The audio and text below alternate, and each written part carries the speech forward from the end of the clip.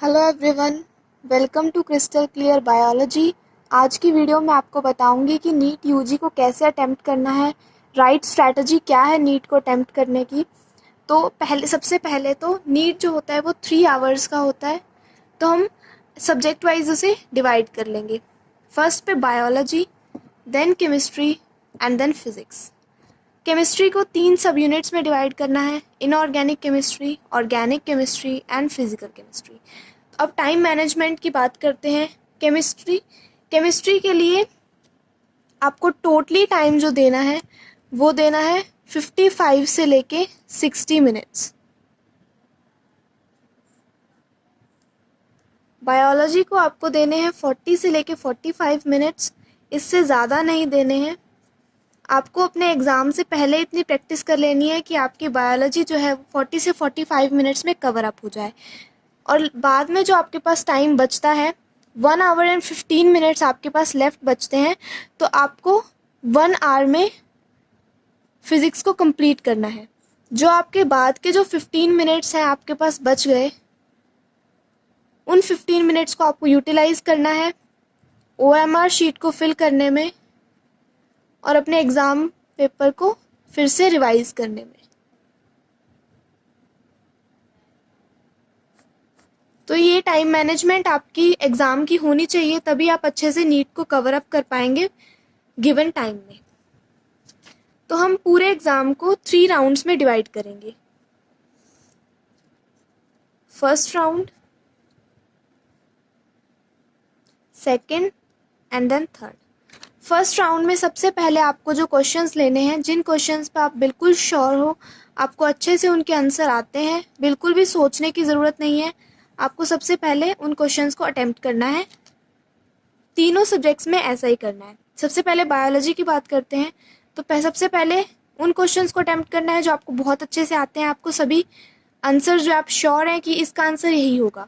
Second round में आपको उन क्वेश्चंस को अटेम्प्ट करना है जिनमें आपको थोड़ा सा डाउट है या आप थोड़े से कंफ्यूज हो, तो आप थोड़ा सा सोचने के बाद सेकेंड राउंड में उन क्वेश्चंस को अटेम्प्ट कर सकते हो। अभी थर्ड राउंड को मैं छोड़ रही हूँ, थर्ड राउंड को बाद में बताती हूँ कि थर्ड राउंड में क्या करना है। अभी केमिस्ट्री पे चलते हैं। केमिस्ट्री में आपको सबसे पहले इनऑर्गेनिक केमिस्ट्री को कवर अप करना है। इनऑर्गेनिक केमिस्ट्री को इसलिए कवर करना है क्योंकि अभी आपने बायो को किया है, बायो भी थ्योरेटिकल सब्जेक्ट है और इनऑर्गेनिक केमिस्ट्री भी थ्योरेटिकल सब्जेक्ट है। तो सबसे पहले इनऑर्गेनिक केमिस्ट्री करोगे, बायो जल्दी हो जाएगी, इनऑर्गेनिक केमिस्ट्री भी जल्दी होगी क्योंकि थ्योरेटिकल है, कुछ भी कैलकुलेशंस नहीं करनी है। तो सबसे पहले इनऑर्गेनिक के जो 15 क्वेश्चंस आएंगे उनको कवर अप करना है। वैसे ही फर्स्ट राउंड में जिन क्वेश्चंस में आप बिल्कुल श्योर हो वो कवर अप करने हैं, सेकंड में आपको डाउट वाले क्वेश्चंस कवर अप करने हैं। फिर उसके बाद ऑर्गेनिक केमिस्ट्री, ऑर्गेनिक में भी आपको ज़्यादा कुछ कैलकुलेशंस नहीं करनी होती हैं। उसके बाद ऑर्गेनिक केमिस्ट्री को कवर करना है फर्स्ट राउंड में जिन क्वेश्चंस पे बिल्कुल श्योर हो, सेकंड में जिन पे थोड़ा सा डाउट है। देन थर्ड पे आपको 15 क्वेश्चंस फिजिकल केमिस्ट्री के कवर अप करने हैं। फिजिकल केमिस्ट्री में थोड़ी बहुत कैलकुलेशन होती है, तो इसलिए इसमें थोड़ा सा ज़्यादा टाइम लगेगा आपको, तो इसलिए इसे बिल्कुल में लास्ट में करना है। तो सबसे पहले वो क्वेश्चंस जो आपको बहुत अच्छे से आते हैं, सेकंड में जिनमें हल्का फुल्का डाउट है या आपको लग रहा है कि इसकी कैलकुलेशन थोड़ी सी टफ है, आप उसे सेकंड राउंड के लिए छोड़ सकते हैं, क्योंकि जिनकी कैलकुलेशन थोड़ी टफ होती है, लंबी कैलकुलेशन होती है, उनमें टाइम ज़्यादा लगता है, तो इसलिए आप सेकंड राउंड में उन्हें कवर अप कीजिए। फर्स्ट राउंड में आप सिर्फ उन्हें कीजिए जिनकी कैलकुलेशन भी ईजी और आपको बहुत अच्छे से वो क्वेश्चन आते हैं। अब फिजिक्स की तरफ मूव करते हैं। फिजिक्स में आपको 3 पार्ट्स बनाने हैं। फर्स्ट पार्ट में आपको स्टेटमेंट वाइज जो क्वेश्चंस आते हैं उनको कवर अप करना है। जो क्वेश्चन सिर्फ स्टेटमेंट वाले होते हैं वो बहुत जल्दी हो जाएंगे, अगर आपको आते हैं तो बहुत जल्दी होंगे, नहीं आते तो फिर उनका कोई वो नहीं है, नहीं आएंगे तो आपको छोड़ने ही पड़ेंगे वो। तो जो स्टेटमेंट के बाद जो इजी क्वेश्चंस होते हैं, इजी कैलकुलेशन वाले क्वेश्चंस, उनको कवर अप करना है क्योंकि वो क्वेश्चंस जल्दी हो जाते हैं और उन क्वेश्चंस में ज़्यादा कैलकुलेशन नहीं करनी पड़ती है। देन उसके बाद डिफ़िकल्ट, जिनकी कैलकुलेशन डिफ़िकल्ट होती है, लंबी कैलकुलेशन होती है, उसके बाद आपको इन क्वेश्चंस को अटेम्प्ट करना है। ये सब करने के बाद आपको एक बार अपने पूरे एग्ज़ाम को रिवाइज़ कर लेना है कि आपने कोई गलती तो नहीं कर दी है। एक बार पूरे अच्छे से अपने एग्ज़ाम को रिवाइज़ कर लेना। देन उसके बाद आपको OMR शीट को फिल कर लेना है। जितने भी क्वेश्चंस आपने अटेम्प्ट किए उनकी OMR शीट को आप फिल कर लेना। उसके बाद आपको थर्ड राउंड पे जाना है। थर्ड राउंड में आपको क्या करना है, जो क्वेश्चंस जैसे बायोलॉजी में जो क्वेश्चंस हैं, आपने जितने क्वेश्चंस आपको आते थे, श्योर थे, डाउट वाले थे, सारे आपने कवर अप कर लिए।